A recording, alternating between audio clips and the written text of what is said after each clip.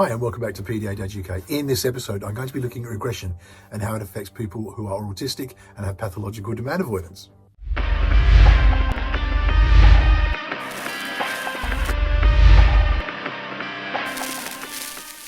As I say, welcome back to PDA.UK. Before we go on any further, I ask it every time and I'm begging you, please go do it. Hit like, hit subscribe, ring the bell. You'll always know when new content's coming up and it makes a huge difference to how YouTube promote this out through their algorithms and stuff like that. More people get to see it. So please do that. It'd be a big favor to me. In this episode, as I say, I want to look at the issue of regression in pathological demand avoidance and with autism. Regression is something I see come a lot in the group I run on Facebook, parents who've noticed that certain skill sets have been lost over time and they get fearful. What's going on? Why is my child doing this? Regression is actually a really common factor in autism.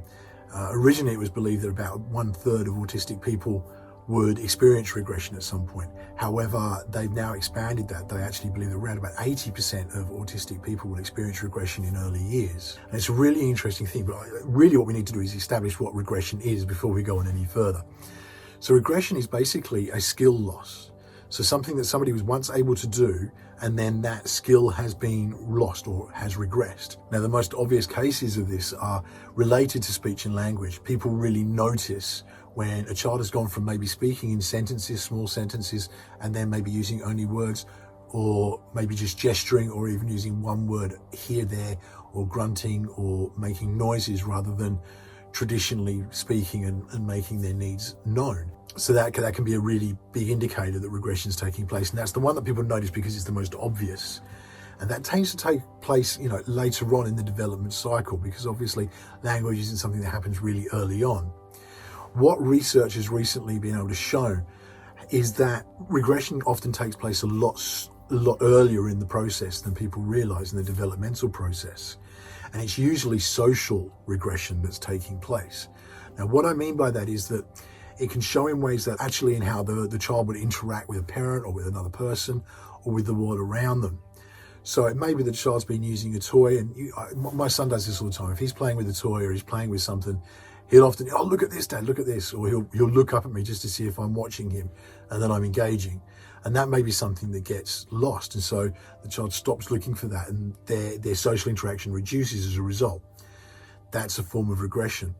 But it can also be things like, smiles and the laughs and stuff like that suddenly stop, or stop over a period of time as well. So it goes unnoticed a lot more. It's just the way they're reflecting their emotion. And in fact, emotion is a big factor. How they react to emotions and how they display them, but also how they read them in others. Big issue that my daughter's had for a long time is the ability to understand what people's facial expressions are and what they mean, and how tone of voice is affected.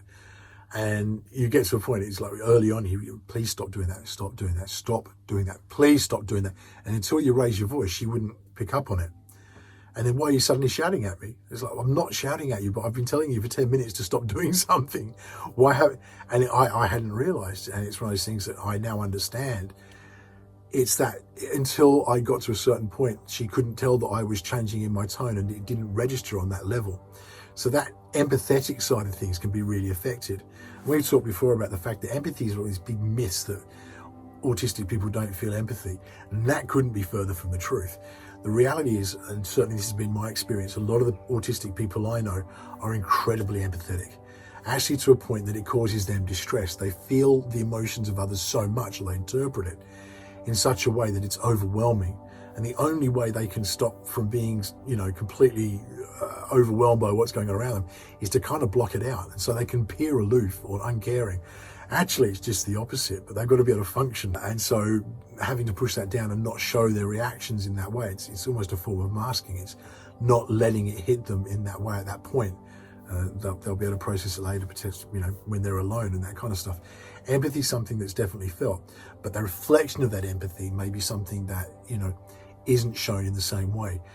Understanding the emotions and being able to reflect the emotions, not laughing at things that everyone else is sort of finding funny, all that kind of stuff, they can be signs of regression, because if they've happened previously and they've slowly stopped or they've suddenly stopped, that is a form of regression. A lot of studies been done into regression over the last few years, and what they've been able to do where they hadn't in the past is identify that families who have one autistic child already, when they've had another child, the chances of that child being autistic as well increase dramatically.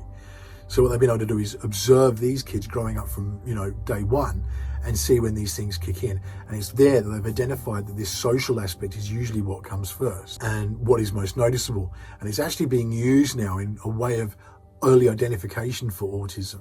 So if they can see early on that a child is regressing, so, people like health visitors and GPs, if they can identify this, and if parents, you identify it, carers, if you're identifying it, make it known, you're seeing this stuff, it can be an early indicator. It is more complex than that because regression isn't exclusive to autism or neurodivergence.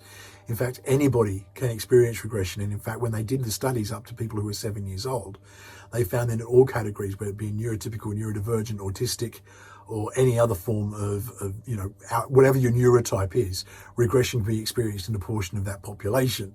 So it does make it trickier. But the simple statistics are that regression is overwhelmingly more common with autism. And so if a child is autistic, they are more than likely, 80%, as I say, the statistics are now showing, will experience regression at some stage. And it is a very strong indicator that autism may be present.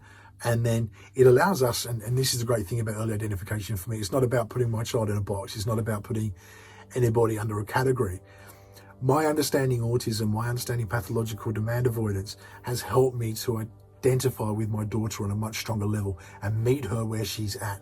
And I can't stress this strongly enough, and I say it a lot and I will constantly repeat it. We have a responsibility to ensure that we're meeting people who are neurodivergent where they're at, not forcing them into our world.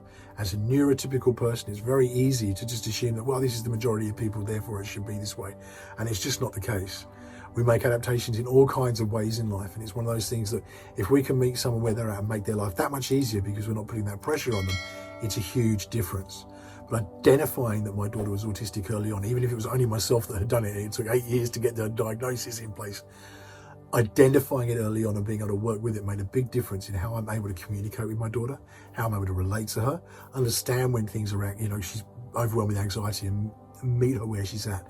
So the early identification of autism can really help that. And if it's identified early by professionals, they can help with certain aspects of it. Now, I'm not an advocate of a cure of autism at all. I don't think it needs curing. It's just a different way of being, and that needs to be accepted and appreciated.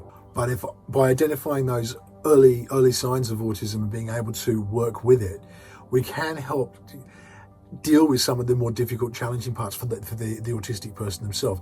Things like the anxiety, being able to manage that and know the triggers so that we're not putting them in situations where they're affected. That's where early identification comes in really handy. And the other reason I wanted to bring this up today as a topic was it's something that I've noticed is becoming more common and commonly noticed over the period that we've been dealing with the pandemic. Now, I think there's a strong link, and this is my own personal, from the research I've done and from my own personal observations. So this isn't, scientifically backed up necessarily. There is some scientific evidence for it, but this is more from observation. But it seems that since the pandemic, there's been an increase in parents seeing regressive tendencies in their kids, if they're autistic or if they're PDA, seeing that regression taking place. And I think it's linked to anxiety. So we've discussed so many times on this channel, anxiety and autism are intrinsically linked. The autistic behaviors and the traits that come across from autism are often a result of dealing with increased levels of anxiety and how we interact with the world around us, with the anxiety being constantly present. So what I've noticed is that the world itself has become so more anxiety focused at the moment. We are in a constant fear of what's going on next. Are we in a lockdown again? Is what's coming? What are the rules? Am I going to get COVID? How's this going to affect me? And when we're actually looking at people with neurodivergence and disabilities in general, they class in a more vulnerable group for getting things like COVID. And that presents another level of anxiety. Not being able to wear a mask, worrying what people are thinking because you're not wearing a mask. Then dealing with that anxiety, worried that because other people are no longer wearing masks, that puts me at a higher risk. Should I be going out? What if I get COVID? Who's going to look after me? It raises the tension for parents. And this is something that really bleeds down. I notice it with both my kids, neurotypical and neurodivergent alike. When I'm more anxious, when I'm stressed or upset, they are more anxious, they are more stressed, they are more upset. And they're picking up on those social cues, if you like, and they're reflecting. They can see something's wrong, but they don't necessarily understand it, but it raises their anxiety. And I notice this from my daughter. If there's tension in the house, if there's concern or worry, be it over money or family members who are struggling, who, you know, one of my relatives is currently at end of life, and that creates another anxiety. It all gets picked up in the house, and the kids pick up on that because it's just one of those things. It's just there. When COVID first hit, when we started with lockdowns, the level of anxiety was so high, and it was reflected everywhere. People panicking about who's out and about and who's got, you know, this, who's not wearing a mask, who is wearing a mask, what we're supposed to do. Am I going to catch it? What happens if I catch it? As a parent and carer myself, if I caught it, I'm going to be out of the picture for a couple of weeks potentially.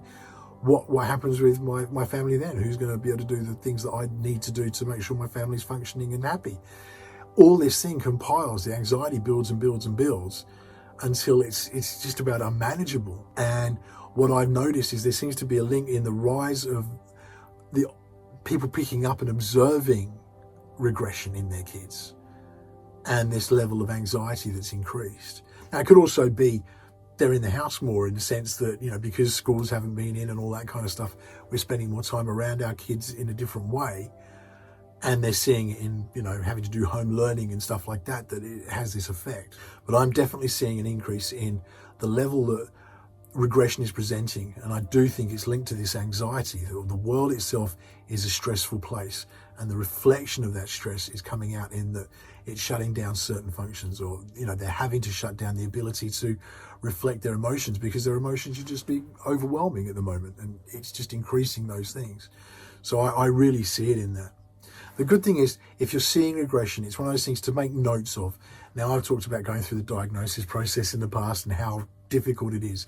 And one of those things is, if you can get video or just written evidence, I always keep a diary of everything that's going on. So if there's been something that's different, or, you know, something that I'm seeing as a repetitive thing or a common thing occurring, I make notes. And I made notes of all these kinds of diagnoses so that I could go in and see, well, this is what we've got. This is what I see every day. And it also helped me identifying triggers and understanding where, you know, certain situations are just too much. So we avoid those situations. It's how I help my daughter. But doing that kind of stuff can be really helpful.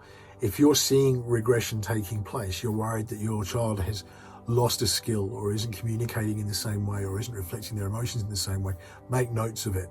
And that's stuff that you can take into your GP, you can take into your meetings, talk to your health visitor, whoever it is that you need to address this with, so that that diagnosis process can kick in. The earlier we can identify it, the more we can support and help our kids where they're at.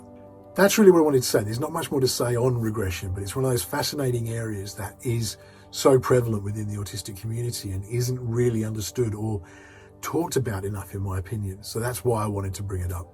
If you have experienced regression with your kids, or if you yourself as an autistic person at some point experienced regression, I'd love to hear your experiences. If you could put them in the comments, it really helps other people to read up and get that broader spectrum idea of what's going on and how to address things. If you can hit like, hit subscribe and ring the bell so that you know when new content's going up, it does make a huge difference.